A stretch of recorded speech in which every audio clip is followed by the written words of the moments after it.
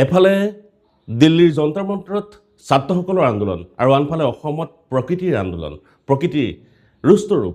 বানপানীয়ে সমগ্ৰ অসমক যেন এফালৰ পৰা নিশেষ কৰি নিব এনে এক ভয়ংকৰ ৰূপ ধাৰণ কৰিছে প্ৰকৃতি। আৰু তেনে সময়তে আমিবোৰে আমাৰ মাজত ভাগ হৈছোঁ। যিসকল পীড়িত সেইসকলৰ ওচৰত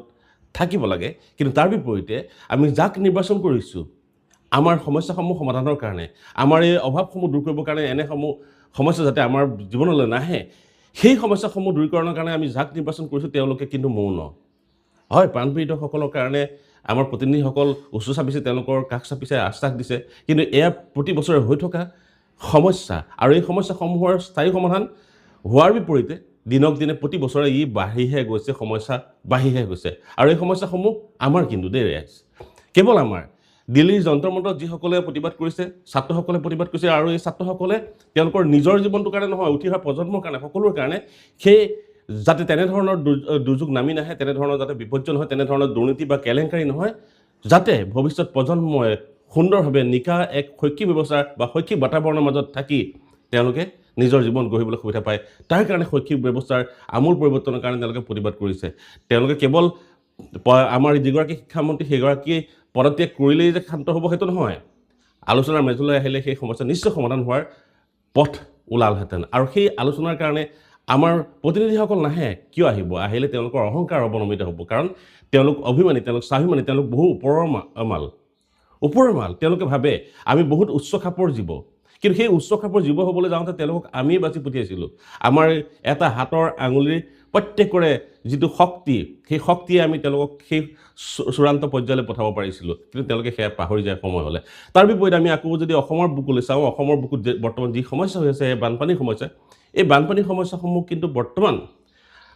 আমাৰ অসমত হৈ আছে, যেনেকৈ হৈ আছে আমি প্ৰত্যেকে অনুভৱ কৰোঁ। কৃত্ৰিম বানপানীয়ে হওক বা প্ৰাকৃতিক যি বানপানীয়ে হওক, এই দুয়োটাই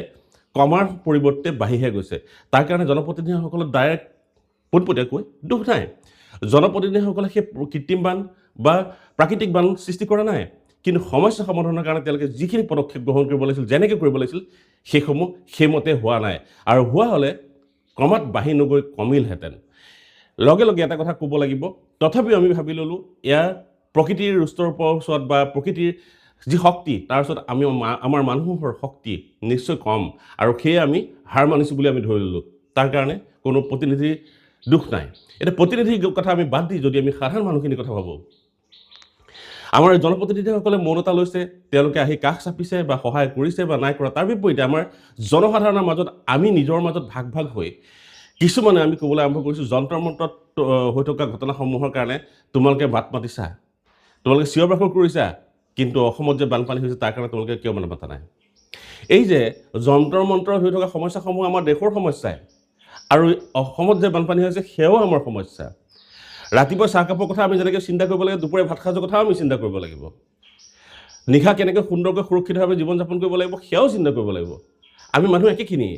আমাৰ সমস্যাই শেষ হ'ল, আৰু এই সমস্যাসমূহ আমিয়ে সমাধান কৰিব লাগিব। আৰু প্ৰত্যেকেই নিজৰ নিজৰ সমস্যাসমূহ সমাধানৰ কাৰণে যুঁজিবই লাগিব। যন্তৰ মন্তৰ সমস্যাটো আমাৰ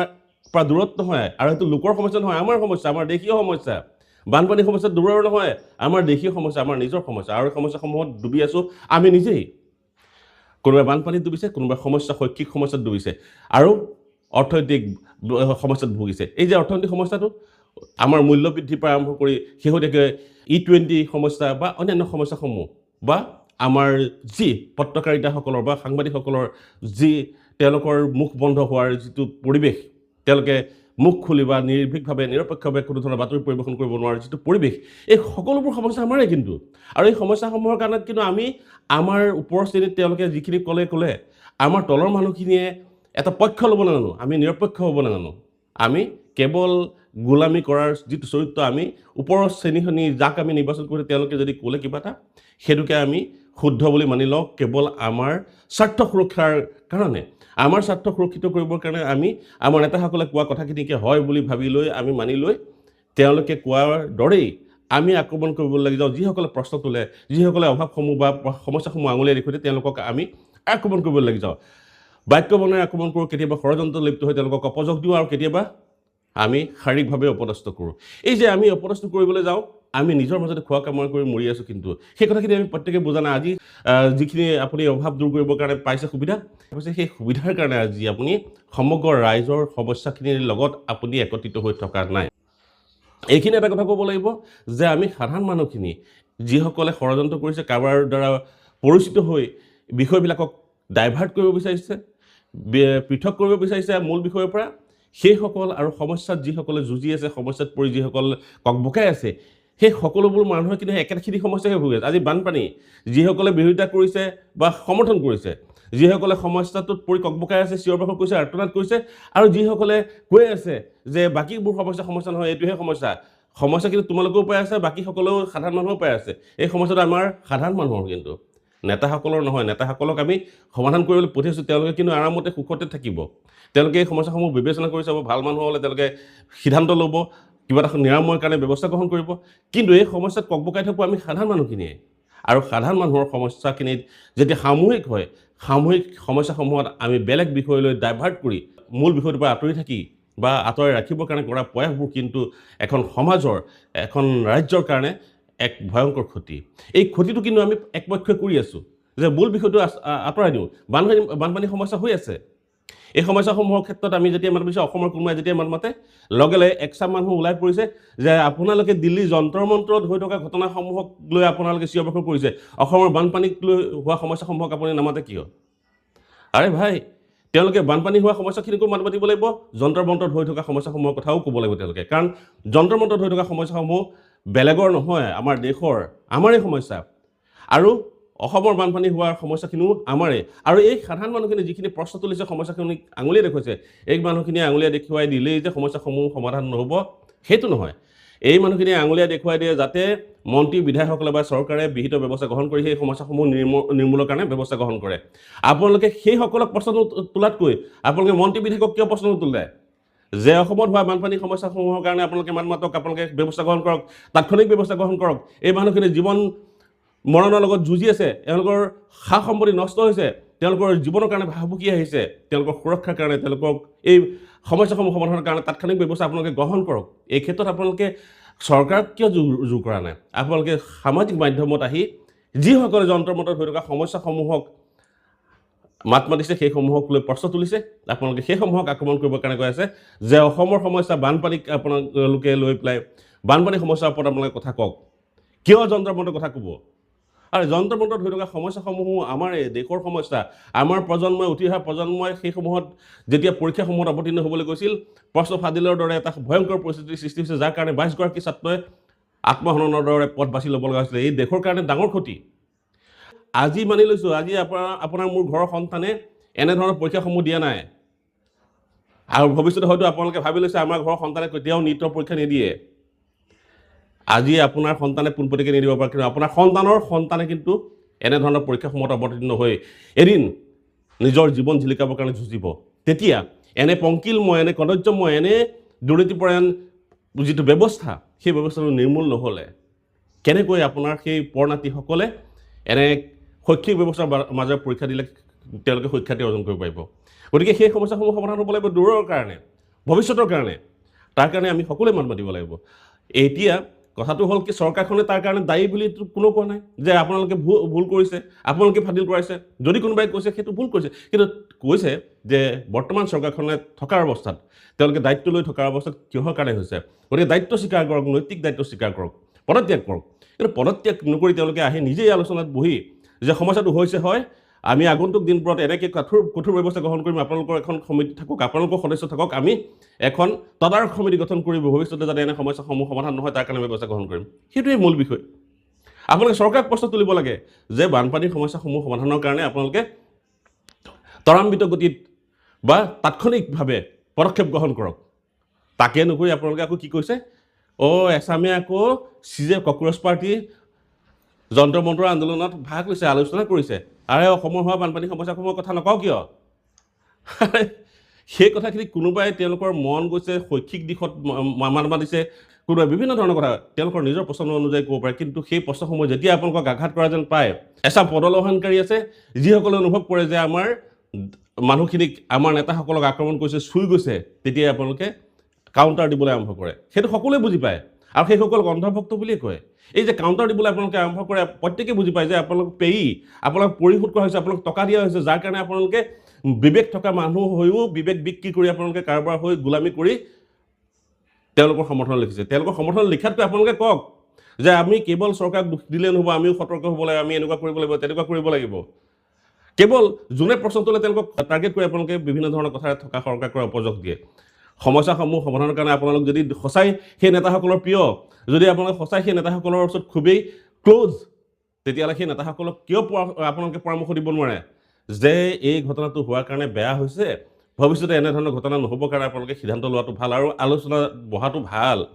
এই সকল নেতাৰ ওচৰত আপোনালোকে কিয় মাত মাতিব নোৱাৰে আপোনালোকৰ প্ৰতিনিধিসকলে কিয় ক'ব নোৱাৰে যে ছাত্ৰসকলে দিল্লীত যি আন্দোলন গঢ়ি তুলিছে সেই আন্দোলনটো বেছি ডাঙৰ হোৱাৰ আগতে আপোনালোকে গৈ তেওঁলোকৰ লগত আলোচনাত মিলিত হওক তেওঁলোক গ'লে সৰু হ'ব আৰে আমাৰ ভোটতে গৈ পেলাই তেওঁলোক মন্ত্ৰী এম এল এ হৈছে সাধাৰণ মানুহৰ ভোটতে তেওঁলোক গ'লে কি সৰু হৈ যাব ডাঙৰ হ'ব তেওঁলোক মহান হ'ব মানুহে ক'ব যে জনসাধাৰণে মাত মাতোতে তেওঁলোকে গৈ তেওঁলোকৰ কাষ চাপিছে আৰু আলোচনাত বহিছে তেওঁলোকে ভাবি লৈছে আমি কিয় কৰিম তাৰমানে তেওঁলোকে যেতিয়া আলোচনা নবহে তেতিয়া স্পষ্ট হৈ যায় তেওঁলোকে মিলিত হৈ তেওঁলোকে ষড়যন্ত্ৰ কৰি এই কামখিনি তেওঁলোকৰ জৰিয়তে কৰিছে যেতিয়া তেওঁলোকে এনেধৰণৰ বিষয়বিলাকত মান মাতিলে মানুহে বেয়া পায় তেতিয়া গম পোৱা যায় যে তেওঁলোকে আচলতে দুখ কৰিছে নিজেই আৰু যদি তেওঁলোকে দুখ কৰা নাই তেতিয়াহ'লে তদন্ত সমিতি গঠন কৰি লগে লগে সেই সমস্যা সমাধানৰ কাৰণে বিহিত ব্যৱস্থা কিয় গ্ৰহণ কৰিব নোৱাৰে আজি ইমান দিন হৈছে আন্দোলনৰ ইমান দিনৰ পাছতহে তেওঁলোকৰ চকু খোল খাইছে তাকো পোনপটীয়াকৈ তেওঁলোকে আহি পেলাই তেওঁলোকক লগ কৰা নাই অনশন ভংগ কৰিবলৈ বা প্ৰতিবাদ ভংগ কৰিবলৈ তেওঁলোকে আহি কোৱা নাই তেওঁলোক সৰু নহয় তেওঁলোক বহুত ডাঙৰ মানুহ তেওঁলোক কৰ্মৰহে হ'ব অভিমান অহংকাৰে নহয় নিজৰ স্বাভিমান দেখুৱাই নহয় নিজৰ কৰ্মৰে নিজৰ আচৰণে নিজৰ ব্যক্তিত্বৰে হ'ব আৰু ইতিহাসে কিন্তু কাকো ক্ষমা নকৰে আজি তেওঁলোকে ক্ষমতাৰ ৰাগীত বলিয়া হৈ নিজৰ ক্ষমতা দেখুৱাই বহুত কিবা কিবি কৰি থাকিব পাৰে ক্ষমতাৰ দুৰ্প্ৰয়োগ কৰি পেলাই তেওঁলোকে বহুতৰ ওপৰত বহু ধৰণৰ ব্যৱস্থা গ্ৰহণ কৰি তেওঁলোকে নিজকে বৰ্তমান শ্ৰেষ্ঠ বুলি প্ৰতিপন্ন কৰিবৰ কাৰণে চেষ্টা কৰিব পাৰে কিন্তু সময় সাংঘাতিক নিষ্ঠুৰ ইতিহাসে তেওঁলোকক কিন্তু সেই ধৰণেহে অংকিত কৰিব ইতিহাসত হিটলাৰৰ দৰে চৰম ক্ষমতাসম্পন্ন ব্যক্তিকো নিষেধ কৰি পেলাইছে তেওঁৰ যিখিনি কৰ্ম সেই কৰ্মখিনিৰ কাৰণে হিটলাৰৰ গোটেই বিশ্বত এতিয়া নিন্দিত হিটলাৰক কোনো সন্মান নাযাইছে তেওঁ কেৱল কলংকিত নায়ক হিচাপেহে পৰিচিত গতিকে সময় থাকোঁতে আমি আমাৰ ভুলবোৰক শুধৰাই আমি নিজেই উপলব্ধি কৰি দেশখনৰ স্বাৰ্থত দেশখনক আগুৱাই নিয়াৰ স্বাৰ্থত আপোনালোকক যিহেতু নিৰ্বাচন কৰিছে আপোনালোকে নেতাসকলে সেই ধৰণৰ কথাবোৰত বুজাবুজি আলাপ আলোচনাৰ মাজত আগবাঢ়ি অহাটো খুবেই দৰকাৰ বুলি আমি ভাবোঁ আৰু আমাৰ যিসকল নেতাসকলৰ পালি নেতা থাকে বা তলৰ শ্ৰেণীৰ মানুহ থাকে তেওঁলোকে যে একচাম মানুহক লগাই দিছে কেৱল কোনোবাই প্ৰশ্ন তুলিলে সমস্যাসমূহ আঙুলিয়াই দেখুৱাই দিলে তেওঁলোকক থকা সৰকাৰ কৰে উপযোগ দি তেওঁলোকক নিন্দা কৰে তেওঁলোকক দৌৰাম দিয়াৰ উপৰি তেওঁলোকক আঘাত কৰিবৰ কাৰণে শাৰীৰিকভাৱে হওক মানসিকভাৱে হওক নিৰ্যাতন চলাবৰ কাৰণে লাগি যায় আপোনালোকে কিয় আপোনালোকৰ নেতাসকলক পৰামৰ্শ দিব নোৱাৰে যে দাদা বা ছাৰ আপোনালোকে এনেধৰণৰ কামবোৰৰ পৰা আঁতৰি থাকিব দেই বা আপোনালোকৰ ক'ব এই ঘটনাটো খুব বেয়া হ'ব এনেধৰণৰ ঘটনাবোৰে সমাজত বিৰূপ প্ৰভাৱ পেলাইছে আমাৰ সাধাৰণ মানুহবিলাকে চবেই বেয়া পাইছে এই ঘটনাটো গতিকে সমাজৰ ক্ষতি হ'ব আপোনালোকে এইটো বিৰোধিতা কৰকচোন দাদা এইটো নকৰিবচোন সেই কথাখিনি আপোনালোকে নকয় তেওঁলোকে লোৱা সিদ্ধান্তটো গৈ পেলাই আপোনালোকে ক'ব নাই এচাম মানুহ ওলাইছে দাদা এনেকুৱা হৈছে তেনেকুৱা হৈছে সেইচাম মানুহক কিবা এটা দি পেলাই মুখখন মন কৰিব লাগে ধমকি দিম নেকি তাক দম দিম নেকি নেতাজনে ক'ব দি দে দম তাক আন্দোলন যদি 200 300 400 মানুহে আন্দোলন কৰিছে আপোনাক ক'ব 10জনমান আহিছে তেওঁলোকে কি কৰিব এখন থাক কুকুৰে ভুকিবই হাতী বজাৰলৈ গ'লে হাতী যায় বজাৰ কুত্তা ভুকে হাজাৰ তেনেকৈ কৈ বিষয়টো আপোনালোকে পাতলাই দিয়ে নেতাজনেতো সেই সমূহ দেখা নাই তেওঁলোকে বিশ্বাস কৰি লয় কিন্তু আপোনালোকে যদি ক'লেহেঁতেন নেতাগৰাকীক যে হয় দাদা বহুত মানুহে আচলতে বেয়া পাইছে তেওঁলোকে খুব প্ৰকাশ কৰিছে গতিকে আপুনি এবাক গৈ লগ কৰি বিষয়টো মীমাংসা কৰক তাকে নকৰি আপোনালোকে বিপৰীত দিশত বোৱাই দিয়ে কাৰণ আপোনালোকে সেই নেতাজনৰ পৰা হাঁহি মুখে কেইটামান ভাল শব্দ প্ৰশংসাৰ শব্দ শুনিব বিচাৰে আপুনি নিজকে হিৰ' বুলি প্ৰতিপন্ন কৰিব বিচাৰে আৰু সমস্যা কেৱল তেতিয়া সেই নেতাগৰাকীৰ নহয় সেই অঞ্চলটোৰ সেই ৰাজ্যখনৰ হয় গতিকে সুপৰামৰ্শ দিয়া আৰু সঠিক ৰাস্তা দেখুওৱা মানুহৰ অভাৱ হৈছে নেতাসকলৰ ওচৰত সুপৰামৰ্শ দিয়া আৰু সঠিক আৰু শুদ্ধ পৰিৱেশটো দেখুওৱাৰ অভাৱ হৈছে এনে মানুহৰ অভাৱ হৈছে আজি প্ৰত্যেকগৰাকী নেতাৰ লগত কিছুমান চামচাম থাকে বুলি ক'লে বেয়া লাগিব শুনি পেলাই প্ৰত্যেকগৰাকী নেতাৰ লগত মন্ত্ৰী বিধায়কৰ লগত কিছুমান মানুহ থাকে সেই মানুহ কিছুমানে তেওঁলোকক আৱৰি থাকে সেই মানুহখিনিয়ে তেওঁলোকক পৰামৰ্শ দিয়ে তেওঁলোকক দেখুৱাই দিয়ে তেওঁলোকক বিভিন্ন ধৰণৰ কথাৰ সম্ভেদ দিয়ে আৰু তেওঁলোকক কিছুমান বিষয়ত মনোনয়ন কৰি পেলাই পৰামৰ্শ দিয়ে সেই মন্ত্ৰী বিধায়কসকলক পৰামৰ্শ দিবৰ কাৰণে তেওঁলোকৰ ভুল দিশ দৰ্শনে তেওঁলোকৰ ভুল পৰামৰ্শই তেওঁলোকে ভুল ছবি এখন দাঙি দিয়াৰ বাবে নেতাসকল সময়ত জনমানসত বেয়া বুলি প্ৰতিপন্ন হয় আৰু তেওঁলোকৰ ভুল সিদ্ধান্ত শেষত গৈ অভিমান অহংকাৰলৈ ৰূপান্তৰিত হয় কাৰণ আমি কৈছোঁ এই কথাটো তোমালোকে কিয় নামানিবা জনসাধাৰণৰ লগত এটা পোনপটীয়াকৈ তেওঁলোক সংঘাতত পৰি যায় আৰু যাৰ কাৰণে তেওঁ বেয়া হ'বলগীয়া হয় গতিকে আপোনালোকে যদি পোনপটীয়াকৈ সেই নেতাগৰাকীক আচল ছবিখন দেখুৱালেহেঁতেন আচল কথাখিনি বুজালেহেঁতেন তেতিয়াহ'লে নিশ্চয় নেতাগৰাকীয়ে সেই কামখিনি নকৰে গতিকে সঠিক পৰামৰ্শ দিয়া শুদ্ধ পথ দেখুওৱা মানুহৰ অভাৱ হৈছে মন্ত্ৰী বিধায়কসকলৰ ওচৰত তেওঁলোকৰ ওচৰত নিশ্চয়কৈ কিছুমান মানুহ থকা দৰকাৰ পৰামৰ্শদাতাত থকা দৰকাৰ যিসকলে শুদ্ধ পথ দেখুওৱাৰ বাবে কাম কৰে আগতে আমাৰ সংবাদ মাধ্যম আছিল সঠিক আৰু শুদ্ধ পথ দেখুওৱাৰ মাধ্যমটো আছিলে সংবাদ মাধ্যম কিন্তু সেই সংবাদ মাধ্যমো এতিয়া সম্পূৰ্ণৰূপে বিক্ৰী গ'ল যাৰ কাৰণে শুদ্ধ পথ তাত নাথাকি শুদ্ধ পথা নেদেখুৱাই তেওঁলোকে কেৱল মন্ত্ৰীসকলৰ বিধায়কসকলৰ তৈলমৰ্দন কৰাৰ দৰে চামচাগিৰি কৰাৰ দৰে কেৱল দালালি কৰাৰ দৰে কাম কৰা বুলি প্ৰত্যেক মানুহে তেওঁলোকক সমালোচনা কৰিবলৈ আৰম্ভ কৰিছে এই যে সংবাদ মাধ্যমৰ এই ধৰণৰ ভূমিকাই দেশৰ সাংঘাতিক ক্ষতি কৰিছে গতিকে যিবোৰ সংবাদ মাধ্যমে এনেধৰণৰ ভূমিকা গ্ৰহণ কৰিছে সেইবোৰ সংবাদ মাধ্যমক আচলতে সাধাৰণ ৰাইজে তেওঁলোকৰ সেই চেনেলসমূহ চোৱাই বৰ্জন কৰিব লাগে পোনপটীয়াকৈ নেতা বিধায়ক বা মন্ত্ৰীসকলক আমি বেয়া পোৱাতকৈ এই মাধ্যমসমূহ এই ব্যক্তিসকল যিসকলে তেওঁ মন্ত্ৰী বিধায়কসকলক পৰামৰ্শ দিয়ে যিবিলাক মানুহে মন্ত্ৰী বিধায়কক ভুল পৰামৰ্শ দিয়ে ভুল বাৰ্তা দিয়ে ভুল খবৰ দিয়ে আৰু হোৱা ঘটনাবোৰক নাই হোৱা বুলি কয় মিছা বাৰ্তাৰে মন্ত্ৰী বিধায়কসকলক ভুল পথে পৰিচালিত কৰে আৰু যিবোৰ সংবাদ মাধ্যমে শুদ্ধ কথাখিনি দেখুৱাই নিদি পেলাই মন্ত্ৰী বিধায়কসকলক কেৱল প্ৰশংসা কৰি তেওঁলোকক আভুৱা ভাৰি ভৱিষ্যতৰ কাৰণে তেওঁলোকক এটা বেয়া পৰিচয় দিবৰ কাৰণে তেওঁলোকক আগুৱাই দিয়ে এই সংবাদ মাধ্যমৰ লগতে পৰামৰ্শদাতা এই ব্যক্তিসকল আচলতে খুবেই দেশৰ বাবে ক্ষতিকাৰক এইসকলক আপোনালোক সকলো চিনি থোৱাটো দৰকাৰ কাৰণ এগৰাকী মানুহে ৰাইজৰ দ্বাৰা ভোটত জিকি জয়ী হয় সেই মানুহগৰাকী ৰাইজৰ কাম কৰিবলৈ যায় তাৰ মাজতে নিজৰ কাম কৰিব নিশ্চয় আৰু নিজৰ কামেই হওক বা ৰাইজৰ কামেই হওক কৰোঁতে তেওঁ নিশ্চয় সাৱধান হয় কিন্তু লাহে লাহে তেওঁ ৰাইজৰ কাম কৰিবলৈ গৈ দুই এটা নিজৰ কাম কৰিব আৰু আমাৰ এই তেওঁৰ চাৰিওফালে ঘূৰি ফুৰা কিছুমান মানুহ আছে সেই মানুহবিলাকে নিজৰ সুবিধাৰ কাৰণে মন্ত্ৰী বিধায়কৰ পৰা ফুচুলাই কিছুমান কাম আদায় কৰিবৰ কাৰণে চায় আৰু তেওঁলোকে কাম আদায় কৰিবলৈ যাওঁতেই কিছুমান ভুৱা বাৰ্তা ভুৱা কথাবোৰ কৈ তেওঁলোকক মানুহৰ ওচৰত বেয়া কৰিবলৈ আৰম্ভ কৰে আৰু যে এই মানুহৰ ওচৰত মন্ত্ৰী বিধায়কজন বেয়া হৈ যায় এদিন তেওঁ বেয়া ছবি এখন লৈ বেয়া ইমেজ এটা লৈ সেই দিশে আগুৱাই গৈ অৱশেষত তেওঁ এগৰাকী বেয়া নেতা বুলি পৰিচিত হয়গৈ সকলো নহয় সকলো নেতাই তেনেকুৱা নকৰে কিন্তু বেছিভাগ নেতাৰ ক্ষেত্ৰত আমি দেখিছোঁ তেওঁলোকে চামচাসকল তেওঁলোকৰ ওচৰত থকা পালি নেতাসকলৰ কথাবোৰ তেওঁলোকে শুনে কিয় শুনে তেওঁলোকে ভাবে কি আমাৰ নেতা পালি নেতাসকল কৰ্মীসকলে যিসকলে আমাৰ কথা শুনি পেলাই আমাৰ হৈ কাম কৰি আছে তেওঁলোকে শুদ্ধ কথাখিনিয়ে ক'ব কিন্তু তেওঁলোকৰ নিজৰ স্বাৰ্থ আৰু নিজৰ ইমেজ বৰ্তাই ৰাখিবৰ কাৰণে নিজৰ শত্ৰুতা কাৰোবাৰ লগত যদি আছে নিজৰ ব্যক্তিগত বেয়া পোৱা যদি আছে বা নিজৰ স্বাৰ্থ সিদ্ধিৰ কাৰণে কোনোবা ভাল মানুহকো তেওঁলোকৰ ৰাস্তাৰ পৰা আঁতৰাবলৈ কোনো কাৰণে কুণ্ঠাবোধ নকৰে লগতে এক শ্ৰেণীৰ মানুহক যিখিনি মানুহে তেওঁলোকক সন্মান দিয়া নাছিলে যি অঞ্চলৰ মানুহে তেওঁক সন্মান নিদিয়ে সেই অঞ্চলৰ মানুহৰ উপকাৰ কৰিবৰ কাৰণে তেওঁ বাধা সৃষ্টি কৰে আৰু সেই বাধা সৃষ্টি কৰিবলৈ যাওঁতে সময়ত শেষত গৈ বিধায়ক বা মন্ত্ৰীগৰাকীৰ ক্ষতি হয় গতিকে মন্ত্ৰী বিধায়কসকল কিন্তু সাৱধান হ'ব হ'ল এইসকল চাপলুচি নেতাৰ পৰা পালি নেতাৰ পৰা যিসকলে আচলতে ভুল বাৰ্তা দিয়ে আৰু ৰাইজে বেছিকৈ সতৰ্ক হ'ব লাগে যিকোনো কাম যিকোনো ঘটনা আপোনালোকে পোনপটীয়াকৈ মন্ত্ৰী বিধায়কৰ লগত যোগাযোগ কৰি আপোনালোকৰ নিজৰ মত নিজৰ কথাখিনি উপস্থাপন কৰক কাৰণ মন্ত্ৰী বিধায়কসকলে আজিকালি সক্ৰিয় হৈছে বিশেষকৈ বিজেপি চৰকাৰৰ দিনত আমি দেখিছোঁ এই বিজেপি চৰকাৰৰ দিনত মন্ত্ৰী বিধায়কসকল পোনপটীয়াকৈ ৰাইজক লগ পায় আনকি স্বয়ং মুখ্যমন্ত্ৰী ডাঙৰীয়ায়ো খুব সুন্দৰকৈ মানুহৰ ওচৰত কাষ চাপি কথাবোৰ কয় মুখ্যমন্ত্ৰী ডাঙৰীয়াক আমি এই ক্ষেত্ৰত শলাগো ল'ব লাগিব যে তেওঁ বিভিন্ন ক্ষেত্ৰত খুব সময়োপযোগী সিদ্ধান্ত গ্ৰহণ কৰে এটা ভাল সিদ্ধান্ত লৈছে যে কোনো চাকৰিয়ালে যদি প্ৰথমা পত্নী থকাৰ পাছত দ্বিতীয়বাৰ বিবাহপাশত আবদ্ধ হয় তেতিয়াহ'লে তেওঁৰ ওপৰত বিহিত ব্যৱস্থা গ্ৰহণ কৰিব এইটো সাংঘাতিক এটা সুন্দৰ সিদ্ধান্ত আৰু এই সুন্দৰ সিদ্ধান্তটোক লৈ কিন্তু সমগ্ৰ ৰাজ্যত চৰ্চাটো খুব কম হৈছে যি ধৰণে হ'ব লাগে চৰ্চা হ'ব লাগে এইবিলাক বিষয়ে এনেকৈ তাৎক্ষণিক সিদ্ধান্ত লৈ কোনো এগৰাকী মুখ্যমন্ত্ৰীয়ে বিহিত ব্যৱস্থা গ্ৰহণ কৰিবৰ কাৰণে সফল হোৱা নাছিলে মুখ্যমন্ত্ৰী ডক্টৰ হিমন্ত বিশ্ব শৰ্মাক আমি বিভিন্ন সময়ত বিভিন্ন কথাৰ কাৰণে সমালোচনা কৰোঁ কিন্তু এনেবোৰ কামৰ কাৰণে তাৎক্ষণিক সিদ্ধান্ত ল'বৰ কাৰণে বা মানুহৰ হিতৰ কাৰণে কৰা কামবোৰক আমি কিন্তু সন্মান জনাবই লাগিব, শলাগ ল'বই লাগিব। মুখ্যমন্ত্ৰী ডক্টৰ হিমন্ত বিশ্ব শৰ্মাই যি সিদ্ধান্তটো লৈছে যে দ্বিতীয়বাৰ বিবাহপাশত আবদ্ধ হ'লে সেই পুৰুষগৰাকীৰ ওপৰত বিহিত ব্যৱস্থা গ্ৰহণ কৰিব বা স্বামীগৰাকীৰ ওপৰত বিহিত ব্যৱস্থা গ্ৰহণ কৰিব, সেই সিদ্ধান্তটোৱে অসমৰ সমাজ জীৱনক এক সুস্থিৰ বাতাবৰণ এটা আনাত সহায় কৰিব। কাৰণ অসমত বিশেষভাৱে এতিয়া পৰকীয়া প্ৰেম, বিশেষকৈ প্ৰথম পত্নী থকাৰ পিছত স্বামীসকলে ভুল সিদ্ধান্ত কৰি বেলেগ ধৰণৰ এক পৰিৱেশ ৰচনা কৰিছে। আমি সময়ে সময়ে সমাজত দেখি আহিছোঁ এনেধৰণৰ বহু নাৰকীয় ঘটনা, যিবোৰে সংসাৰলৈ বহু দুৰ্যোগ নমাই আনে, সন্তানসকলৰ ভৱিষ্যত বিপদাপন্ন হয়। গতিকে এই সিদ্ধান্তটোৱে সমাজখনত এক নৈতিক বাতাবৰণ দিয়াৰ লগতে সমাজখন সুস্থিৰ কৰিব আৰু বহু নাৰীৰ জীৱন সুন্দৰ কৰিব, বহু সন্তানৰ জীৱন বিপদৰ পৰা মুক্ত কৰিব। গতিকে এই ক্ষেত্ৰত আমি তেখেতক ধন্যবাদ জ্ঞাপন কৰিবই লাগিব। মুখ্যমন্ত্ৰী ডাঙৰীয়া, তেখেতৰ ভাল কামৰ কাৰণে আমি শলাগ ল'বই লাগিব। লগতে আমি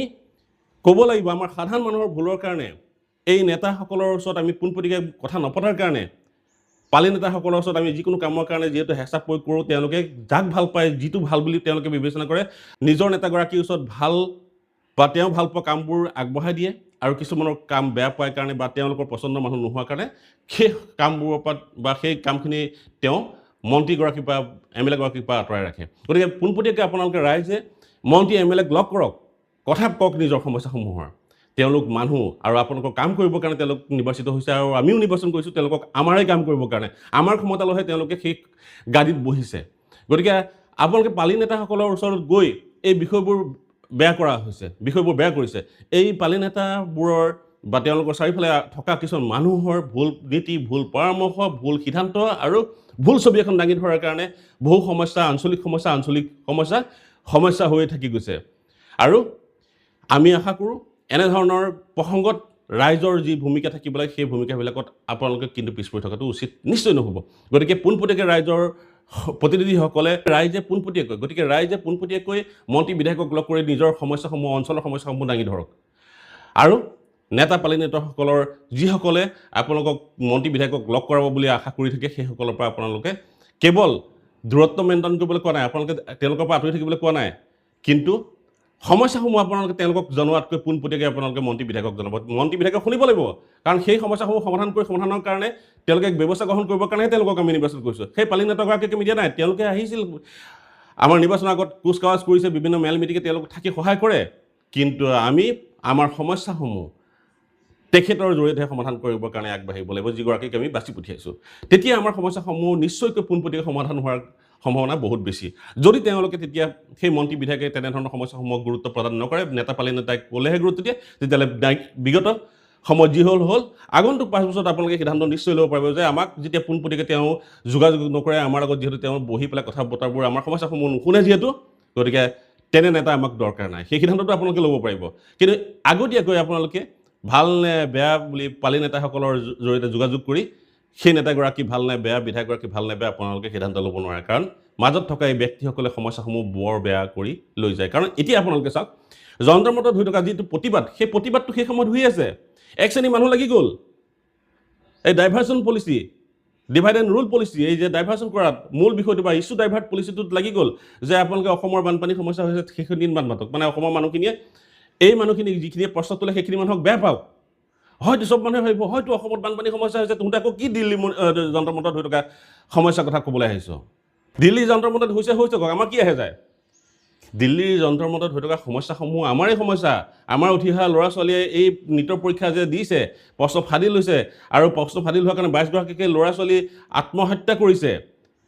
কাইলৈ অসমতো সেইসকল ছাত্ৰ ছাত্ৰী তেনে ছাত্ৰ ছাত্ৰী আমাৰ অসমতো ওলাব, অসমৰ ল'ৰা ছোৱালীও আত্মহত্যা কৰিব। সেইসকল যিসকলে আত্মহত্যা কৰিব লগা হয়তো হ'ব, আমাৰে সম্পৰ্কীয় মানুহো হ'ব পাৰে। গতিকে তেতিয়া আমাৰ কিন্তু দুখ লাগিব, ভৱিষ্যতে যাতে নহয় তেনেধৰণৰ বেয়া কাম, দুৰ্নীতি, নৈতিক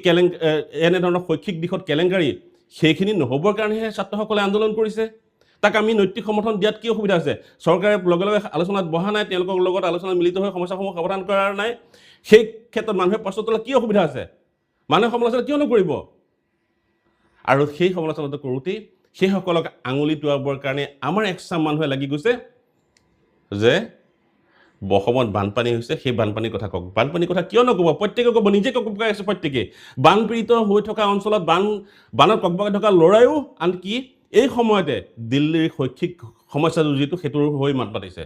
মনত ৰাখিব বানপানী নিজে ককবকাই আছে কিন্তু সেইটো জাতীয় সমস্যাৰ কথা পাৰ হৈ যোৱা নাই আমাৰ অসমৰ যিটো জাতীয় সমস্যা প্ৰাকৃতিক যিটো সমস্যা সেই সমস্যাটো সমাধানৰ কাৰণে আপোনালোকে এই সমালোচকসকলে যিসকলে প্ৰশ্ন তোলে সমস্যাটোৰ কাৰণে আঙুলিয়াই দিয়ে সেইসকলক আপোনালোকে ক'ব নালাগে এই যে ইছ্যু ডাইভাৰ্ট পলিচি এপ্লাই কৰা লোকসকলক কৈছোঁ আপোনালোকে আপোনালোকৰ মন্ত্ৰী বিধায়কসকলক কওক যে এই প্ৰাকৃতিক সমস্যাটো এই বানপানীৰ সমস্যাটোৰ সময়ত আমি ৰাইজৰ কাষত থাকিব লাগে যেনেকৈ পাৰে তেনেকৈ আপোনালোকে আহক আৰু সদল বলে আমি কৰোঁ কাম প্ৰথমতে উদ্ধাৰ কাৰ্য আৰু ভৱিষ্যতে নহ'বৰ কাৰণে ইয়াক আমি প্ৰাকৃতিক সমস্যাটোক আমি বাধা দিবৰ কাৰণে যেনেকৈ ব্যৱস্থা গ্ৰহণ কৰিবলৈ আমি তেনেকৈ কৰোঁ দাদা এই সমস্যাটো আমি ডাঙৰ সমস্যা বুলি লওঁ জাতীয় সমস্যা বুলি লওঁ ৰাষ্ট্ৰীয় সমস্যা হিচাপে স্বীকৃতি দিওঁ সেইখিনি কাম আপোনালোকে কৰিব নোৱাৰে কেৱল সামাজিক মাধ্যমত প্ৰশ্ন তোলা লোকসকলক আক্ৰমণ কৰিবৰ কাৰণে আপোনালোকে নেৰে কাৰণ আপোনালোকে জানে হলা গছত বাগি কুঠাৰ মাৰিব পাৰে এই সামাজিক মাধ্যমত কথা কোৱা লোকসকল সাধাৰণ মানুহ শিক্ষিত ভদ্ৰ মানুহ তেওঁলোকে কথা ক'লে আপোনালোকে দুই এটা বেয়া কথা কৈ দিলে তেওঁলোক বুক বন্ধ হ'ব বুলি আপোনালোকে ভাবি পেলাই তেওঁলোকক দমন কৰিব বিচাৰিছে এই যে দমনমূলক নীতিটো আপোনালোকে লৈছে এপ্লাই কৰি কাৰোবাৰ পৰিচনাত দুই এটকা লাভৰ কাৰণে কাৰোবাৰ দৰমহা লৈ কাৰোবাৰ পে' লৈ চাব বিষয়বিলাক মান মাথোঁতে নৈতিক বিষয়টো নৈতিকতাক আপোনালোকে বিসৰ্জন নিদিব সেই সমস্যাটো আপোনাৰো আমাৰ সকলোৰে কিন্তু আমাৰ সাধাৰণ মানুহখিনিৰ আৰু এটা ভুল আছে শিল্পীসকলকো বৰ বেছিকৈ অনুসৰণ কৰে আপোনালোকে নিজৰ বিবেকক অনুসৰণ কৰক সমস্যাটো সঁচাকৈ আপোনালোকৰ সমস্যা হয়নে নহয় আৰু সেই সমস্যাটো আপোনাক বা আপোনাৰ অঞ্চলৰ মানুহক চুই যাবনে নাযায় আপোনাৰ অঞ্চলটোক বিপদত পেলাব পাৰেনে নোৱাৰে সেই সমস্যাটো সামগ্ৰিক হয়নে নহয় সামূহিক হয়নে নহয় যদি হয় তেতিয়াহ'লে এই যে মাজে মাজে শিল্পী ওলায় অভিনেতা কিছুমান ওলায় যাৰ বিবেক বোলা বস্তুটো নাই কেৱল নিজৰ স্বাৰ্থ সিদ্ধিৰ কাৰণে নাই এইটোতো নহয় এইটো কোন হেৰি এতিয়া কক্ৰচ পাৰ্টিক চিনি নোপোৱা শিল্পী ওলাল নিকৃষ্ট আচলতে তেওঁলোক মানসিকতা নিকৃষ্ট তেওঁলোকে চৰকাৰক সন্তুষ্ট কৰিবৰ কাৰণে গৈছে আৰে ভাই চৰকাৰক শুদ্ধ পথটো দেখুওৱা তোমালোকে যে এনেবোৰ মন্তব্য দিয়া তাৰ পৰা এইটো স্পষ্ট হৈ পৰে চৰকাৰে বুজি পায় তোমালোকৰ বিবেক বোলা বস্তুটো নাই যে গম পাই যায় তাতকৈ কোৱা কক্ৰচ পাৰ্টি আন্দোলন কৰিছে গতিকে আন্দোলনটো হৈ পেলাই এটা হিংসাত্মক হ'ব নালাগে শান্তিপূৰ্ণভাৱে দাবী উত্থাপন কৰক আৰু এইটো ক্ষেত্ৰত চৰকাৰে শুনিব বুলি আমি আশা কৰোঁ চৰকাৰে এটা এনেধৰণৰ পৰিৱেশটো নিয়ন্ত্ৰণ কৰি আন্দোলনমুখী পৰিৱেশটো নাইকিয়া কৰিবলৈ আপোনালোকে চতুৰভাৱে আন্দোলনমুখী পৰিৱেশটো নাইকিয়া কৰিবৰ কাৰণে বিহিত ব্যৱস্থা গ্ৰহণ কৰক সেইটো দাবী উত্থাপন কৰা চতুৰামি কৰা লাগিলে তেওঁলোকে কি কয় কোন কক্ৰচ পাৰ্টি চিন্তা ভাৱনা শুনাই নাই কোনোবাই ক'ব কক্ৰচ পাৰ্টিয়ে নিজৰ কাম কৰা আৰে ভাই কক্ৰচ পাৰ্টিয়ে হওক বা কোনোবাই হওক কোনোবাই যদি তাত দেশত দুহি আছে এণ্টি নেশ্যনেলিষ্ট আছে সেই বিষয়সকলক আমি বাদ দিলোঁ Sonam Wangchuk anti nationalist Congress party anti nationalist আৰু কোনোবা আহিছে এণ্টি তেওঁলোকে সুবিধা লৈছে এই ৰাজনৈতিক নেতাসকলে সুবিধা লৈছে ল'বই কাৰণ আপোনালোকক যাক আমি বাছি পঠিয়াইছোঁ সেইসকলে যে সুবিধাটো প্ৰথম লোৱা নাই আন্দোলন কৰিবলৈ আৰম্ভ কৰিছে বিষয়টো যেতিয়া গুৰুত্বটো আপোনালোকে বুজি পালেহেঁতেন লগে লগে আপোনালোকে সিদ্ধান্ত কিয় নল'লে যে এই বিষয়টোতো ৰাষ্ট্ৰীয় সমস্যা হ'ব পাৰে এই বিষয়টো ডাঙৰ সমস্যা হ'ব পাৰে আমি প্ৰথমতে সেই বিষয়টো মুখে কিয় নকৰিলে আপোনালোকে সেই বিষয়টো নুশুনাৰ কাৰণেহে আন্দোলনলৈ গ'ল আৰু আন্দোলনলৈ যাওঁতেও যদি আপোনালোকে প্ৰথমতে শুনিলেহেঁতেন তেতিয়াতো কংগ্ৰেছ বা আৰু আমাৰ যিখিনি আপ আৰু অন্যান্য ৰাজনৈতিক দল আছে তেওঁলোকে সুবিধাটো ল'ব নোৱাৰিলেহেঁতেন প্ৰথমে চৰকাৰৰ দায়িত্ব আছিল কথাখিনি শুনাৰ যিহেতু আপোনালোকে শুনা নাই তেতিয়াহ'লে বিভিন্ন ৰাজনৈতিক দল আহিছে সেই কথাখিনি আগবঢ়াই নিবৰ কাৰণে যাতে শুনক সেই জাতীয় সমস্যাসমূহত তেওঁলোকে মান মাতিলে যাতে ভৱিষ্যতে ৰাইজৰ ওচৰত তেওঁলোকে চাপিব পাৰে সেইটোহে তেওঁলোকৰ সুবিধা লৈছে আৰু সেই সুবিধাটো ল'ব লাগিছিলে আপোনালোকে নোলোৱাৰ কাৰণে সেইটো হৈছে সমস্যা আৰু এই নেতাসকল কথা বাদেই দিলোঁ আমি এই যে শিল্পীসকলে কি কথাবোৰ কৈছে চিনি নাপায় ইমান নৈতিকভাৱে অধপতিত তেওঁলোকে চৰকাৰক পৰামৰ্শ দিব লাগিছিলে যে এই বিষয়টো সমাধান কৰিব লাগে ডাঙৰ হ'বলৈ দিব নালাগে আপোনালোকে আলোচনাত বহক আৰু কক্ৰচ পাৰ্টি নিন্দা কৰাতকৈ এই উঠি অহা প্ৰজন্মই দেশৰ শৈক্ষিক ব্যৱস্থাটো যিটো কেলেংকাৰী হৈ আছে দুৰ্নীতি হৈছে সেইখিনি নিৰ্মূল কৰিবৰ কাৰণে ব্যৱস্থা কৰিবৰ কাৰণেহে তেওঁলোকে প্ৰতিবাদ কৰিছে মনত ৰাখিব দেশত যেতিয়াই ছাত্ৰ আন্দোলন হৈছে সেই আন্দোলনসমূহক যিসকল সন্মান নকৰে ভৱিষ্যতে কিন্তু অনুশোচনা কৰিব লগা হয় কাৰণ এই ছাত্ৰসকলে এদিন গৈ ডাঙৰ মানুহ হ'ব আপোনালোকে কিন্তু এই শিল্পীসকলে কিন্তু সেইসকলৰ তলতেই হয়তো সেইসকলৰ লগত মিলি আপোনালোকৰ জীৱন পৰিক্ৰমা কৰিব লগা হ'ব তেতিয়া হয়তো আপোনালোকে সেই সন্মান নাপাব পাৰে গতিকে ভাবি চাওক আপোনালোকে ৰাইজৰ পক্ষত থাকক ৰাইজৰ লগত থাকক ৰাইজক ডাইভাৰ্ট কৰি ৰাইজৰ ওচৰত ইছ্যু ডাইভাৰ্ট পলিচি এপ্লাই কৰি আপোনালোকে কুটিল নকৰিব আপোনালোকে কুটিল ৰাজনীতিত নোসোমাব ৰাজনীতি কুটিল মানিলেও পাৰে কিন্তু শিল্পীসকল সহজ সৰল আৰু সুলভ হ'ব লাগে ৰাইজৰ লগত মিলি থাকিব লাগে ৰাইজৰ কণ্ঠ হ'ব লাগে আপোনালোকে ৰাইজৰ পক্ষত থাকি ৰাইজৰ হৈ মাত মাতক যদি ৰাইজৰ কাষত থাকি ৰাইজৰ পক্ষত থাকি ৰাইজৰ হৈ মাত মাতিবলৈ আপোনালোকৰ সাহস নাই তেতিয়া চৰকাৰৰ বিৰোধিতা কৰিবলৈ আপোনালোকৰ সাহস নাই চৰকাৰৰ বিৰোধিতা কৰিব নালাগে আপোনালোকে নকৰিব চৰকাৰৰ ওচৰত গৈ আপোনালোকে প্ৰতিনিধি হিচাপে বিষয়টো উত্থাপন কৰক যে ছাৰ বা দাদা এইটো ৰাজহুৱা সমস্যাটো আপোনালোকে সমাধানৰ কাৰণে কিবা এটা কৰক ৰাইজসকলে এনেকুৱা হৈছে প্ৰয়োজন হ'লে মই আলোচনা কৰোঁ ৰাইজৰ লগত ক'ব পাৰে কিন্তু তাকে নকৰি আপোনালোকে কি কৰিছে কোন কক্ৰচ পাৰ্টি কোন হয় কি নামেই শুনা নাই এগৰাকীয়ে ক'ব আমাৰ বানপানীৰ সমস্যা আছে বেলেগ সমস্যা আছে সেইবোৰত বান মাতক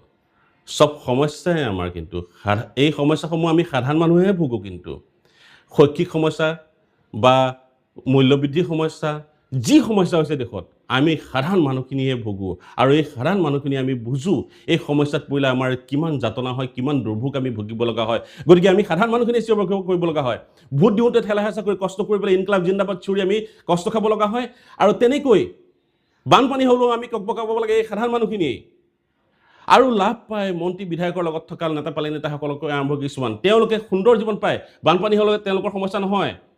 ডাঙৰ ডাঙৰ সমস্যা হ'লেও ভূমিকম্প হ'লেও বা অন্যান্য হ'লেও প্ৰাকৃতিক সমস্যা হ'লেও তেওঁলোকৰ বিপদ নহয় কাৰণ তেওঁলোকৰ হাতত ঢেৰ অপশ্যন আছে সুবিধা আছে কিন্তু আমাৰ মানুহখিনিৰ সাধাৰণ মানুহখিনিৰ কোনো অপশ্যন নাই আমি এইখন গাঁৱতে এইখন অঞ্চলতে থাকিব লাগিব বানপানী হ'লেও আমি মৰিম বেলেগ সমস্যা হ'লেও আমি মৰিম আৰু সেই সমস্যাসমূহৰ লগত যুঁজি আমি জীৱন কটাম গতিকে